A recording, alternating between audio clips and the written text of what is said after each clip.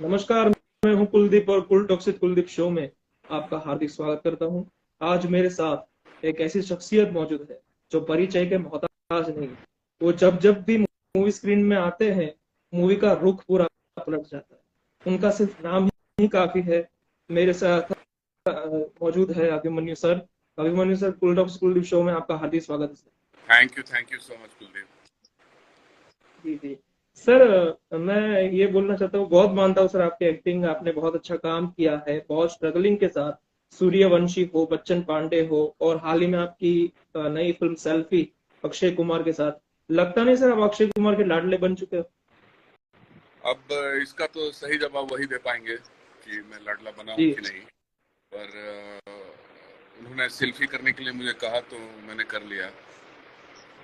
और उनसे बातचीत होती रहती है। जी बिल्कुल बिल्कुल बिल्कुल।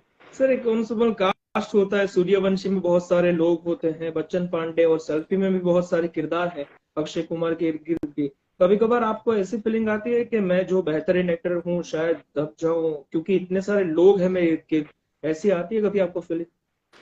हाँ, ऐसा होता है बिकॉज कई बार डायरेक्टर आपको बोलते हैं और आप कन्विंस हो जाते हैं कि हाँ मुझे ये काम करना चाहिए। पर सेट पे आप जाते हो तो बहुत सारे एक्टर्स होते हैं, कई बार आपका रोल ठीक से शेपअप नहीं हो पाता है। जी ये एक खतरा हमेशा बना रहता है। मगर फिर भी आपके पास ऑप्शन क्या है? अगर काम आता है तो आपको करना ही है, और जितना आपके पास मौका है उसी में आपको अपने जी आप को प्रूव करना है, दिखाना है। बिल्कुल बिल्कुल बिल्कुल। सर, क्या आप कह सकते हैं कि अक्षय कुमार के आप 3M फ्रेंड बन चुके हैं? जब भी कठिनाइयां हो या कुछ तफरीह करना हो तो आप उनको आराम से फोन कर सकते हो।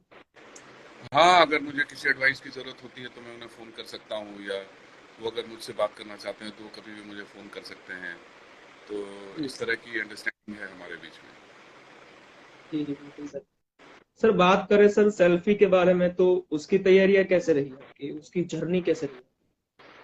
वेल, सेल्फी का रोल जब मैंने पढ़ा तो ऑलरेडी रोल काफ़ी इंटरेस्टिंग और हिलेरियस लिखा हुआ था। जी तो मुझे बस लाइंस करनी थी, और ऑफ कोर्स अपने गेटअप पे काम करना पड़ा मुझे। अलग अलग सीन्स में अलग अलग गेटअप्स हैं।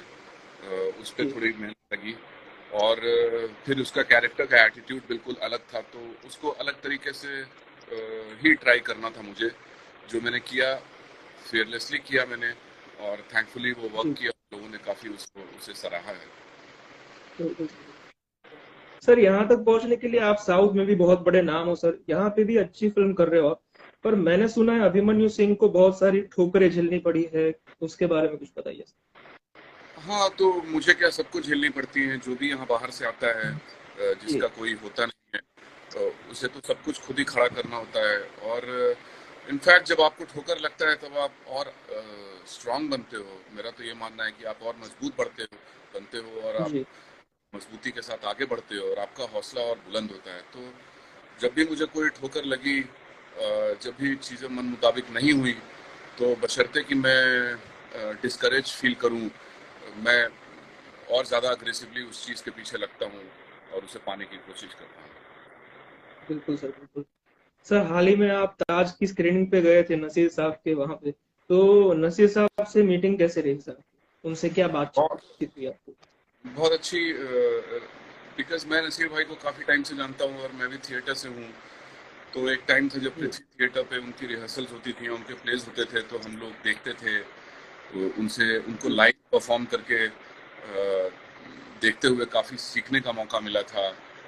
कुछ कुछ जी एक्टिंग के बारे में, बारीकियों के बारे में उनसे बात होती रहती थी। तो अभी ताज की स्क्रीनिंग पे उनसे मुलाकात काफ़ी समय के बाद हुई। तो जी मुझे देख के काफ़ी खुश हुए वो। और हम लोग होपफुली जल्दी मिलेंगे। जी। सर, गुलाल और रक्त चरित्र की बात करें, आपकी किरदार एक वो एक किरदार कहर बन चुका है सर, वो एक ब्रांड नाम बन चुका है किरदार। तो उसके पीछे क्या तैयारी रही, उसके बारे में कुछ बताइए सर। वेल, गुलाल के लिए तो काफ़ी तैयारी करनी पड़ी थी, बिकॉज रणसा के किरदार में आने के लिए बुलेट चलाना और अकेले अपने आप के साथ वक्त बिताना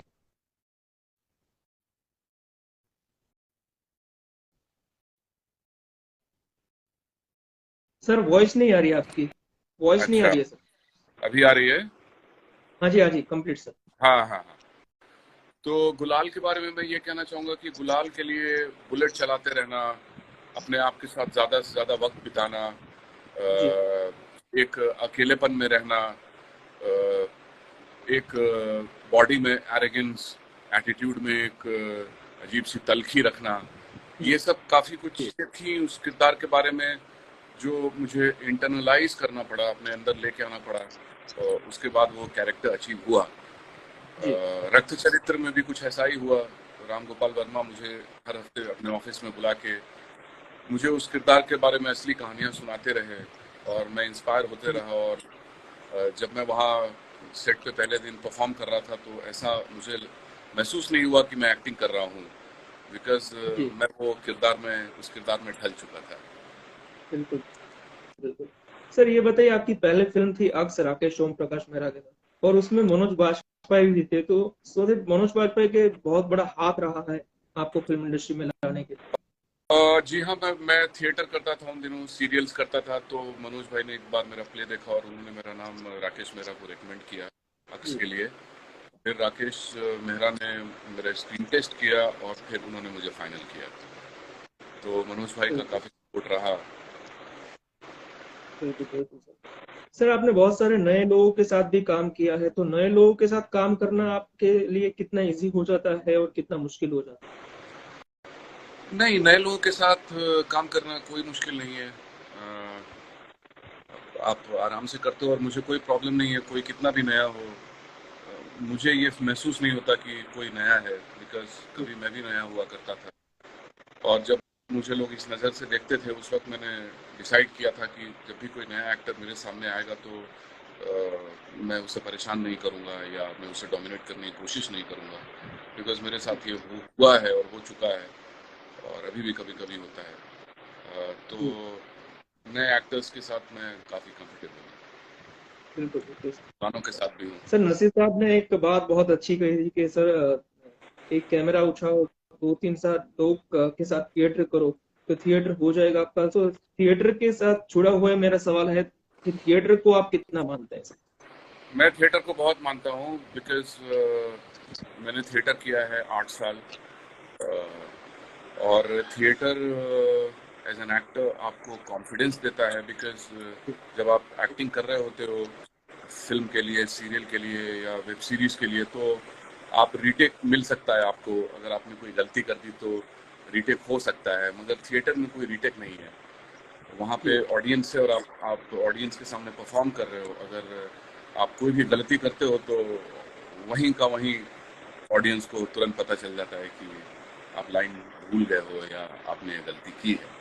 इसीलिए उस परफेक्शन को लाना, और हर शो में कुछ एक अलग परफॉर्मेंस निकल के आता है, बिकॉज एक अलग सुर लगता है हर दिन।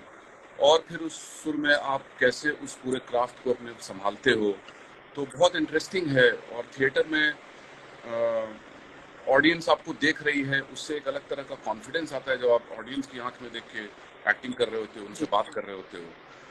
और भी बहुत सारी चीज़ें थिएटर आपको सिखाता है, जैसे आपकी वॉइस मॉड्यूलेशन क्या होनी चाहिए, आपके बॉडी लैंग्वेज क्या होनी चाहिए, मोस्ट इम्पॉर्टेंटली। जी तो मेरे ख्याल से थिएटर करने से एक एक्टर के लिए बहुत ज़्यादा फायदा हो जाता है। जी जी बिल्कुल सर। सर ऐसा कभी हुआ है कि आपका कभी ब्रेक डाउन मोमेंट हुआ हो ब्रेकडाउन मोमेंट किस बारे में? जिंदगी में कभी, एक्टिंग हाँ के लिए या हाँ, कुछ भी? शुरू के स्ट्रगलिंग फेज में काफ़ी बार ऐसा होता था कि कभी कभी लगता था कि कुछ नहीं हो सकता, और जी कभी लगता था कि सब कुछ हो जाएगा। फिर एक दिन ऐसा आता था जब कहीं कोई उम्मीद नहीं, कहीं से कोई कॉल्स नहीं, पैसे नहीं, पैसे खत्म होने वाले जी हैं, और आप काम मांगने जा रहे हो, आप किसी को फ़ोन कर रहे हो, फ़ोन नहीं उठा रहा है, जवाब नहीं दे रहा है। उस वक्त आपको बिल्कुल लगता है कि आप अकेले हो, और उस वक्त आपको ऐसा लगता है कि कुछ नहीं होगा और मुझे फील्ड छोड़ देना चाहिए एंड ऑल दैट। तो जी इन सब फेजेस से मैं गुजरा हूँ, मगर उसी वक्त आपका ट्रू ग्रिट आपके काम आता है कि आपने जो ठान लिया, अगर आप वो करना चाहते हो तो आप कर सकते हो, कोई आपको रोक नहीं सकता। मगर उसके लिए आप में ग्रिट होना चाहिए, उसके लिए आप में वो सेंसिबिलिटी होनी चाहिए, वो परसिस्टेंस होना चाहिए, और साथ ही में मैं कहूँगा कि हार्ड वर्क भी होना चाहिए। बिल्कुल बिल्कुल। सर वैसे तो आपने बड़े पर्दे पे भी काम किया है और छोटे पर्दे में भी काम किया है, तो आपको क्या लगता है एज ए एक्टर सर, आप क्या फील करते हैं कि आज के दौर में बड़ा पर्दा छोटा पर्दा को पीछे छोड़ रहा है?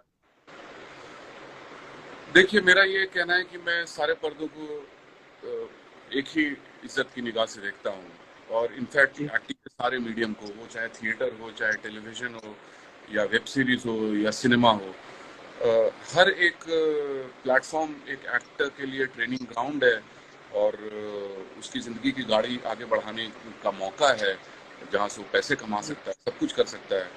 तो मैं नहीं कहूँगा कि मैं कोई भेदभाव करता हूँ, सारे स्क्रीन को मैं सेम इज्जत की निगाह से देखता हूँ, और ये जी इक्वली इम्पोर्टेंट है हर एक्टर के लिए, वो थिएटर करे, फिर टीवी करे, फिर फिल्म, वेब सीरीज, अपने आप होने लगती है। जी जी। सर आपने इंडियन फिल्म इंडस्ट्री में भी काम किया है और साउथ फिल्म इंडस्ट्री में भी काम किया है, तो उसके बीच में अंतर क्या, डिफरेंस क्या लगा आपको उस काम कुछ करते खास डिफरेंस तो नहीं है, साउथ और नॉर्थ में काम करने का तरीका एक ही है। हाँ, साउथ में ऐसा होता है कि सुबह 7 बजे की शिफ्ट है तो 7:15 7:30 बजे वो लोग कैमरा रोल कर देते हैं, और 6 बजे पैकअप है जी तो 6 बजे पैकअप हो जाता है।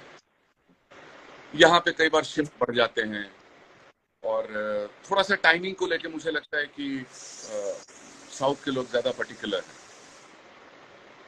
बिल्कुल बिल्कुल। सर आजकल बॉलीवुड बॉयकॉट का ट्रेंड चल रहा है सर, उसमें बात करें सर पठान मूवी की, तो उसमें पब्लिक का गुस्सा बहुत था सर, तो वो क्या आपके लिए गुस्सा सही था सर, आप क्या मानते हैं इसके बारे पब्लिक का गुस्सा किस बारे में? में?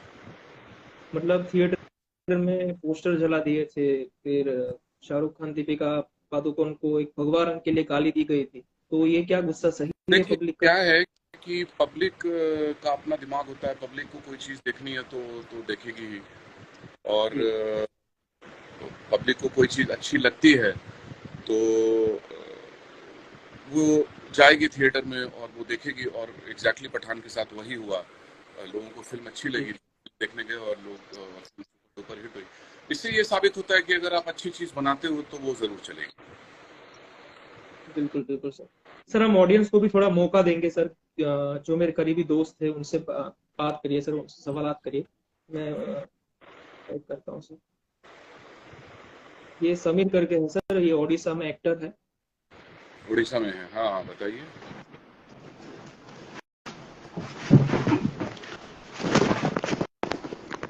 हेलो सर, नमस्ते। हाय, नमस्ते। कैसे हैं बहुत सर? अच्छा। आप कैसे हैं? मैं बहुत बढ़िया हूँ सर। ये तो हमारी खुशनसीबी है कि आपसे बात कर पा रहे हैं लाइव पे, कुलदीप भाई के लाइव पे। कुलदीप भाई के वजह से ये सब मतलब सक्सेसफुल हो पा रहा है, क्योंकि आप जितने बड़े लेजेंड एक्टर हैं उनसे रूबरू तो नहीं हो पाएंगे। पता नहीं नसीब में है या नहीं, लेकिन लाइव पे बात करें हमारे लिए बहुत बड़ी बात है सर। मेरे लिए भी बड़ी बात है। और सबसे बड़ी बात है कि आपका पहला लाइव है, कुलदीप भाई बता रहे थे, तो जी बहुत अच्छा लगा आपसे बात करके। और सर मैं छोटा सा मेरा सवाल है आपको, आपके जो एक्टिंग की दुनिया है उसको तो, उसके लिए तो कोई सवाल मेरे पास नहीं है क्योंकि आप तो बेमिसाल हो। लेकिन मैं जानना चाहूंगा कि हमारे जैसे अभी छोटे मैं एक छोटा सा एक्टर हूँ उड़िया इंडस्ट्री से, बॉलीवुड इंडस्ट्री, उड़ीसा से। तो जैसे कि हम लोग यंग जनरेशन अभी एक्टिंग के फील्ड में उतर रहे हैं, तो उनके लिए आपका क्या कहना है, उनके लिए क्या कहना चाहेंगे आप? देखिए, मैं ये कहना चाहूंगा कि थिएटर करने का जितना मौका मिले वो करना है, और आजकल तो इतनी सारी कास्टिंग एजेंसीज हो गई हैं। आप थिएटर में अच्छा परफॉर्म कर रहे हो, कास्टिंग एजेंसीज को आप अप्रोच कर सकते हो, अपनी फोटोग्राफ्स भेज सकते हो, और फाइनली आप उनके लिए स्क्रीन टेस्ट करके, जहां जिस शहर में हो वहीं से आप उनको अपनी स्क्रीन टेस्ट भेज सकते हो। और बहुत सारे एक्टर्स ऐसे कास्ट हो रहे हैं, मैं जानता हूँ बहुत सारे एक्टर्स अपने टाउन में बैठे बैठे स्क्रीन टेस्ट करके काम ले पा रहे हैं। तो थैंकफुली आज थोड़ा सा ये इतना एडवांस हो गया है सब कुछ, उसका फायदा एक्टर को भी मिल रहा है। जी सर। लेकिन बात ये है कि आज के डेट में सर आपको भी पता होगा, मेरे जहाँ तक मुझे नॉलेज है कि इंडिया में हो या इंडिया के सराउंडिंग कहीं पे भी हो, बहुत सारे इतने अच्छे अच्छे टैलेंटेड हैं, बंदे हैं जिनको कोई सा काम नहीं मिल रहा है। तो उनके लिए वे क्या होगा, मतलब कोशिश करके बहुत लोग हार मान चुके हैं, तो उनके लिए कहना क्या चाहेंगे, मतलब क्या करना चाहिए उनके लिए? देखिए, इसमें ये बहुत ही चॉइस है, आप कब तक करियर फॉलो करना चाहते हैं। अगर मेरे साथ बहुत सारे उनको रिस्क होता है, नहीं, कोई रिस्क नहीं होता, और वो चले गए। तो इस लाइन की एक खास बात मैं आपको बता दूं, मेरे ख्याल से इस लाइन की खास बात है कि वहाँ ये करना बहुत जरूरी है, तकदीर आपकी राइट मेरे राइट। ख्याल से जी सर। काम कर रहा है, काम कर रही है, आपके आपका भाग्य चमक रहा है, तो आपको पता चल जाता है सालों में कि हाँ आपको काम मिल वरना कई बार ऐसा होता है कि ऐसा देखिए कि मैं कर पाऊंगा, करूंगा, हाय नहीं कर पाऊंगा। सर ये हेलो हेलो। आलिया है हेलो सर, ये सर। मुंबई से है। हाय। Oh wow. आलिया, आपका क्या सवाल है इनकी अभिमन्यु सर पिक्चर से? की भी बात कर रही थी, वो लक्की की। कैसे हो बहुत सर? अच्छे आपके। अरे यार मैं तो बहुत खुश हो गई। अरे यार फेवरेट है वो। सभी पर हाँ दूसरे को सच्ची भी में। चांस दे सकते हाँ ठीक है सर, मैं रुकता हूँ। Alia, thank you so much आपका सर। क्या सवाल है सर से? थैंक यू सबसे सर। फेवरेट मेरे विलन है, इनको मैं बहुत पसंद करती हूँ। थैंक थैंक यू कुलदीप, मैंने बोला था मुझे ऐड करना जरूर। Welcome welcome welcome. ठीक है आलिया, मैं दूसरे को भी चांस देता हूँ, ठीक है? Okay okay, thank you. You, bye bye, all the best. Bye bye. Hello. Sir ये जास्मिन है। Hi how are you? इन सर को ऊपर ऊपर करो, मुझे कमेंट में इनका चेहरा साफ नहीं एक्चुअली दिखाई दे रहा है, इनकी शोभा को घटा जास्मिन, रहा है। आपका क्या सवाल है सर? मेरा ये है कि एक्टिंग के लिए मेरे को भी बहुत अच्छा एक्टिंग मुझे बहुत शौक है, मैं करते भी हूँ। पर मेरे को इस चीज के लिए डर लगता है कि जो भी जाता है ना वो ये तो सुसाइड कर लेता है, ये कहीं गुमनाम रह जाता है, ऐसा क्यों है? नहीं, अब ऐसा क्यों है? अभी ऑफलेट जैसी चीजें हुई इंडस्ट्री में, कोई ये तो बहुत ज्यादा मुद्दा बन जाती है, फैल जाती है। आम जिंदगी में हर सारे सुसाइड्स होते हैं, जिनके बारे में पता भी नहीं चलता है लोगों को। तो मेरे ख्याल से नजरिया इतना नेगेटिव नहीं। सर ये हेलो। सितारा है ओके दिल्ली से। मोहित, रिकॉर्डिंग एक बज के रिकॉर्डिंग कर लेना। वो नहीं, मैं शेयर करते हैं कुलदीप जी। करूंगा अगर। ठीक है जास्मिन, मैं हेलो सितारा, आपका क्या सवाल है सर से? हाँ हाँ, कुलदीप। सर की एक्टिंग तो मुझे बहुत पसंद है, इनकी मूवी भी देखी है, मैं इनके भी रिटर्न में एक मूवी देखकर आई थी। जास्मिन, मैं दूसरे को भी चांस देता हूँ, ठीक? Okay okay okay. Thank you, bye. और सर क्या हाल है आपके? सब बढ़िया, आप बताइए। कुलदीप जी की वजह से हम लोग मिल लेते हैं। कुलदीप जी की मेहरबानी है। सर आपकी और बहुत बड़ी फैन होंगे अभी अभी तक आपको। हाँ सितारा, मैं कुलदीप, बताइए। दूसरे को भी चांस देता हूँ, ठीक है? ठीक है ओके, मैं नीचे बैठी हूँ। और सर जाते जाते आप क्या कहना चाहेंगे सर, ये आउटसाइडर एक्टर्स जो यंगस्टर्स आ रहे हैं एक्टिंग फील्ड में, थिएटर में, उनको क्या कहना चाहेंगे? देखिए, मेरा ये कहना है कि ये पहले भी मैंने बोला कि बहुत ही इंडिविजुअल आपकी खुद की चॉइस है, मगर ये एक रिस्की फील्ड है, इसमें कोई शक नहीं। और आप अपने आप को एक टाइम लिमिट दीजिए कि हाँ मैं इतने साल तक ट्राई करूंगा या करूंगी। अगर कुछ हो रहा है, कुछ ऐसा दिख रहा है कि मुझे काम मिलेगा या मेरे बढ़ने के चांसेस हैं, तो आप बेशक इसको फॉलो कीजिए। जी। अगर आपको ऐसा लगता है कि नहीं बहुत ज़्यादा डिफ़िकल्टीज़ है और बहुत मुश्किल है, आज जैसा काम मुझे चाहिए वैसा नहीं मिल रहा है, तो फिर आप आराम से अपना कॉल लीजिए, कुछ और कर सकते हैं, कोई टेंशन नहीं है लाइफ में। जी जी बिल्कुल सर। हमारे साथ नीचे सर लाइव पे अली कुली मिर्जा सर आए हैं, आई लव यू लिख रहे हैं आपको सर। अली कुली मिर्जा कहाँ है? अली सर थे, अभी चले गए, अभी अभी जस्ट 2 मिनट पहले थे सर। हाँ, आपको लव यू लिखा है। क्या बात है, क्या बात है। जी हाँ, जी ये लोग कुछ ऐसे सर, लोग हैं थैंक यू सो मच पड़े हुए हैं sir, thank you so much कि आप आए, आपने हाँ की सर मेरे लिए सर। अरे thank you so much sir. आपको कैसा लगा शो में आके sir? I will be in touch. All the best, thank all you the very best. So Thank you. Thank you so much, thank you so much.